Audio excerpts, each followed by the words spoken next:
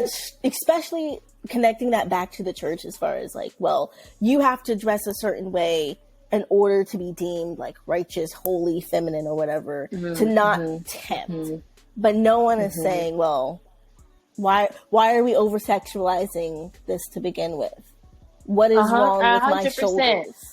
Thinking about your experience in 3rd or 4th grade in elementary school, like, right? Why, why are we going there for a small child who's just trying to be on the playground? I'm here for church. I'm here for a good intent and purpose, and you're trying to turn it into something else. Why is that not the conversation? But, did you see how short her skirt was? How high her heels were? Right.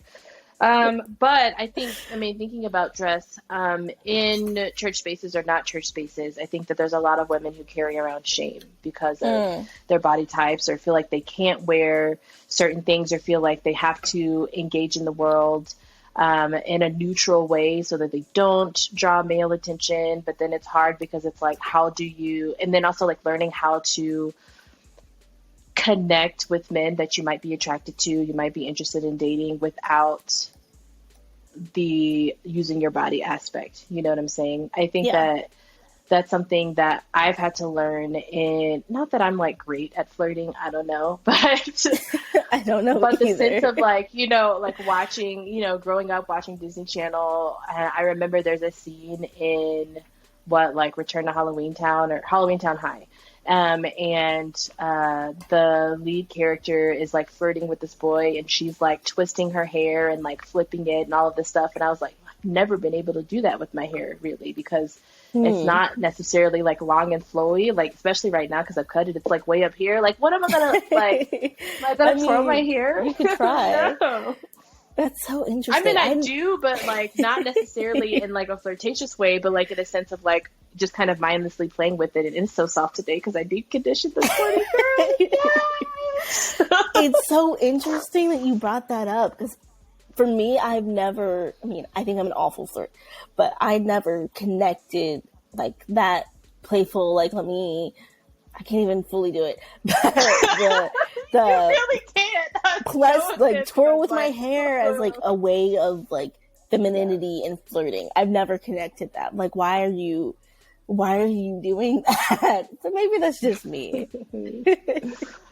I think that it's about how, like, again, how you feel comfortable in your body, but I also think that's about like how the media portrays this is what men find attractive. They love when you like put your hair up or when you put your hair down. I have lots of things about hair in my life, but Okay, so with all of that being said, being in school, being in church, and getting feedback from different cultural spaces about how to carry your body, what it means to be feminine, or even like feminine practices. Like I remember growing up in a church environment that was like only boys could pray, or only boys could participate in Sunday service, whether that's like passing communion, whether that's like all that kind of things. And then for me in my adult life, having to like learn or relearn that like, okay, femininity and feminine energy is allowed in these spaces of prayer, is allowed in these spaces for Sunday, Sunday service, what those things look like. But I'm curious for you, how have you come to like practice or like allow yourself to be feminine and be in that feminine energy? So 2 things, like in the church, having only men being allowed to do this and only men like lead and pray and do that thing. That's not an experience I grew up with, at least that I noticed. Speaking of the church I grew up here, they've been very, especially over the last couple of years, of like, women are allowed in the pulpit. Like, I want to see more women stepping into these positions of leadership and discernment of that kind of nature. So I didn't have that experience, but that is an interesting thought. But to the question that you asked, how do I allow myself to show it? I think now in my late 20s, I've allowed myself to say, okay, I'm going to wear my hair in whatever style I desire. If it's a partner, if it's my mom, if it's my sister, even if it's my grandma, because my grandmother had a huge preference on my sister having long hair because she had long hair and so on and so forth. But me, I'm like, I'm going to wear my hair how I please, be it natural, be it straight, be it curly, be it wavy, extensions, whatever, braids, twists. I'm going to do what I want to do. Your opinion is great if I ask for it, but I don't care. That's what I've grown myself to say. I'm going to wear my hair how I want. I do self-care sometimes when I remember. And one of the big self-care things for me is getting my nails done. Like, yes. I don't do it for any other person. I don't do it for a partner. I don't do it for anybody else but me. That is my time at the nail salon just for me. And I like them long-ish. And I work with my hands in media. And people ask me all the time, how do you function with those? Just fine. So just fine. I can have my hair slightly done and be in sweats and my nails are done. I feel like my life is together just a little bit. I allow myself, it's like, you know what? I'm going to try on something I really, really like. Do I still have those second thoughts of, well, am I like showing too much? Am I doing too much? Yeah, of course. But if I like really fall in love with like a sweater that's maybe really flattering for my body type, I'm still going to get it.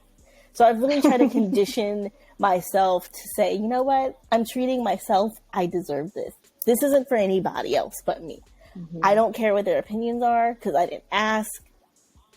I'm unbothered, which has taken me a long time to get there. And you've known me for 10 years. So you've seen me going through my growth of being unbothered. And I think that's really what it means to be feminine and like owning it. I'm going to like what I like regardless of this person. Granted, if you're like in a relationship and you value their opinion, only ask if you want their opinion. And especially if you know it's going to influence your decision. Like maybe you shouldn't get that dress. Okay. How much do I like this dress and how much does your opinion of me in this dress matter? If it's like, okay, I can compromise, you're right, I probably shouldn't get it. Okay, then help me find a dress if you're in a relationship. That could be a thing. But it's ultimately, what does Brittany want? How does Brittany feel? Okay, this guy is looking at me funny because I'm wearing something that is attractive or isn't attractive. Am I interested in this guy? Are we friends? Is he my boyfriend? Is he my husband? No? Then I don't care. That's really the point that I'm at in my life. I don't care, which is how I show it. I do what I want. If it makes me happy, that's what I'm going to do. That's easier said than done, I know. Yeah, absolutely. I'm going to answer the question too, but you said yes, being please. In late 20s. And I said, not us about to be 30. Girl. It's knocking. It's like, hey, friend, what's up? It's fine. We still got 15 more months. You're being so exact right now. Okay, we're good. Okay, but for me, so I like doing my nails, but my pampering and allowing myself to enter like soft and vulnerable spaces is me getting my hair done. Yes. And it is so funny because, you know, my family watches this podcast. My grandma has said, I love my grandma. My grandma has said, she's like, girl, every time I see one of your videos, your hair is different. She said it's a different color. It's a different like texture. It's a different. And here's the thing, and I'm not even doing it on purpose. But it was one of my it was one of my goals. I have like a bucket list of 30 things before 30, and I wanted to find like go-to styles and diversity of styles. So I just wasn't, you know, rocking the afro every single day. Love my afro. I love and this. Also I can do some things with it. And so when did I start this? I guess maybe I want to say when you moved to Colorado. Yeah, it's definitely since I've been to Colorado. And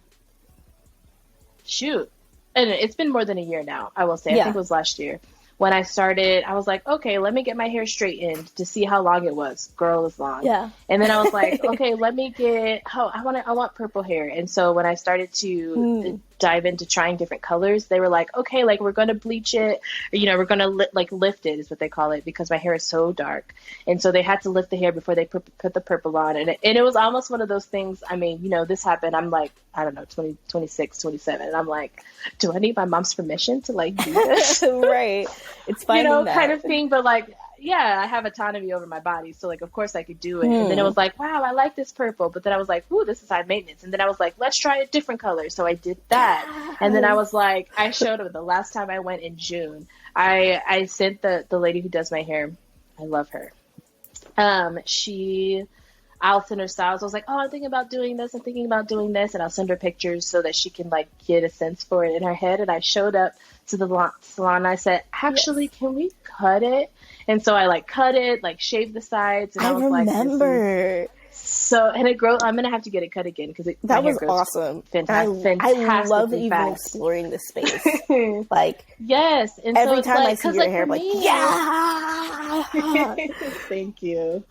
On the Snapchat. But I think that for me, one of the things that I've had to like learn and work through, because like I've had this sense of like, well, if my hair is short or if my hair like looks a certain way, then I'm going to look like a boy. And I've learned, well, that's not true. Like I still have like feminine features. I can still be a soft female, even though I have really short hair. So that's something that I've had to work through in embracing like my look and how I want to express my softness in the world.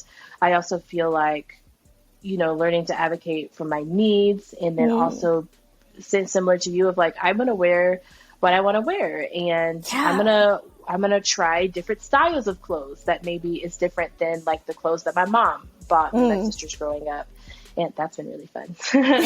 And but then also, you know, being able to say like, okay, validate my own emotions, whether that's like, and I feel like this has gotten, I don't know if it's gotten, I don't want to say worse as I've gotten older, but I've noticed I've become more emotionally expressive as I'm getting older, like, you know, in the movie theater, you know, crying at Tony Stark's death. You know what I'm saying? Like, okay, but to be fair, but like, I'm not a crier. And I cried on that scene. It was a very emotional scene, but even like yesterday morning, watching The Little Mermaid, because girl, you know, I'm getting myself hyped up for the live action. But watching the animated Little Mermaid that I've seen in, only God knows amount of time, right? And literally also crying at that. And I'm like, what is happening? But I think that too, like me being soft, me expressing emotions helps other people validate their experiences, especially in a therapeutic space of like, and I had this conversation with a different friend the other day of people being in my office, experiencing emotion, whether it's crying, whether it's anger, whether it's, and then they're like apologizing for it. And they're like, oh, I'm so sorry. Like I'm crying, or I'm trying not to cry. And I'm like, okay, you're in my therapy office. If you cannot cry in therapy, where else are you crying? Right. Like I don't know. I'm like, please do not apologize for expressing your emotions. So I feel like allow myself to experience the emotions as I feel them. And then also creating space for other people to express their emotions. I feel like that helps me stay engaged and helps people, I don't know, embrace like, yes, this is like, I don't know, like a girly thing to do, but like you're a human. Humans have emotions, and it's okay to be in that space. And so, yeah, I love that. Speaking of like embracing that side of like your emotions and like the safe space to do that, I think we don't create a safe space to do that. I don't think it's a feminine thing, to be honest, of like showing your emotions, because we grow up saying, you know, boys aren't allowed to cry, you're not allowed to feel any other emotion than like stoic and manly, whatever that means, or all of those things. And girls are supposed to be overly emotional and super soft and like dainty and like light. Dainty. Never in my life have I been described as dainty. People have tried, believe it or not, people have tried to say like this version of femininity is only being soft and dainty and delicate, all of those words of which we both know I'm not. So I think it's interesting, one, this conversation on femininity and what it looks like, and two, just like the different viewpoints of, even lately, I've been more emotional about certain things. Like I will completely cry during like This Is Us or like Tony Stark's death. Supposedly. What do you mean? No, we're not doing body. This. They didn't find a body. What? Soap opera 101. If there is no body, they might come back. I think that we both need to let that go and move on. I guess. But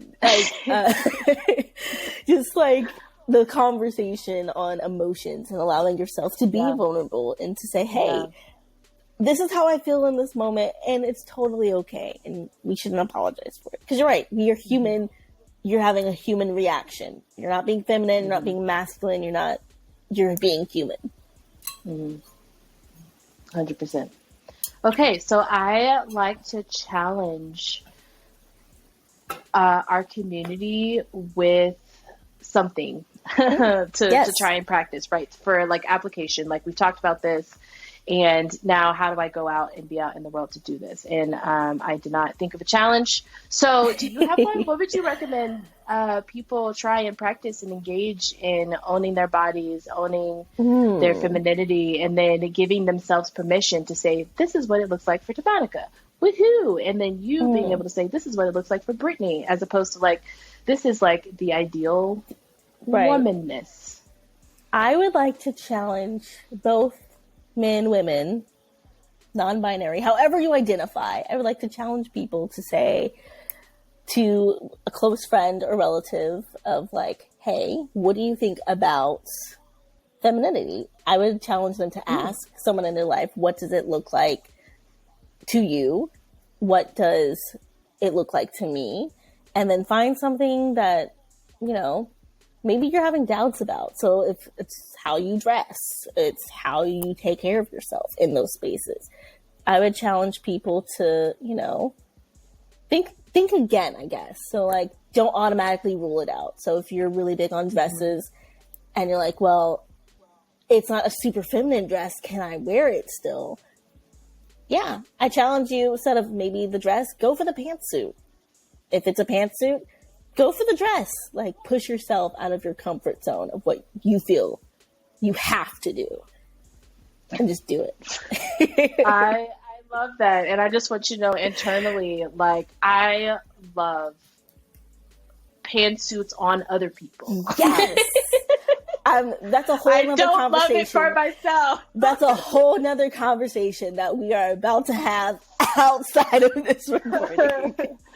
Okay. But I think that to add on to your challenge, which is great, I appreciate you recommending that. I think that, to take it one step further and engaging in communal spaces of asking your community, hey, like, this is something that I want to explore more of myself. Think about how can you ask for support in those feminine spaces? So sometimes for me, I'm like, this happened to me this morning. I asked somebody, I said, is this shirt too tight? Should I get a bigger size? And it wasn't too tight. It just was form fitting for my body. Yeah. And they're like, no, like, you're fine. So ask people to join you and support you as you express your femininity, whatever that looks like. I feel like another way that that's looked for me is I have friends who love to do makeup. I know very little about makeup, but when they come over or when we go out, they're like, let me do your makeup. And I'm like, okay, fine, whatever. Yeah. And they're like, oh, I love this look for you. I have no idea what's happening. And then I look in the mirror and I'm like, oh, I'm so sparkly. Okay. So like, even if it's something like that, someone helping you engage in that space. But I also think it's, be the model for your friend who wants to try out a new makeup look, and then they get to express that energy. Yeah. A caveat to what you just said, like finding like a person or like the community to help you engage in that. I would say very specifically, because some people need they need to hear it specifically. Find someone in your inner circle. Don't find that friend that you casually talk to when, they want something from you, or like facts. They're only talking to you because they have nothing else to do. But find that person in your inner circle that you trust and that you actually value, and they value you as well. Like, it's reciprocal, not just a one-sided relationship, because that's going to cause so much more damage than what we actually think when we go to that person, that guy that we like from 8th period. Yeah. Does this dress make me look fat? Why would you ask him that? No. Why would you ask that? Girl, that's also a trap question. You lost me at 8th period. I was just saying. I don't know. In high school. We had 8. But, like, one was advisory, so it was just like a waiting period while the other classes I honestly don't remember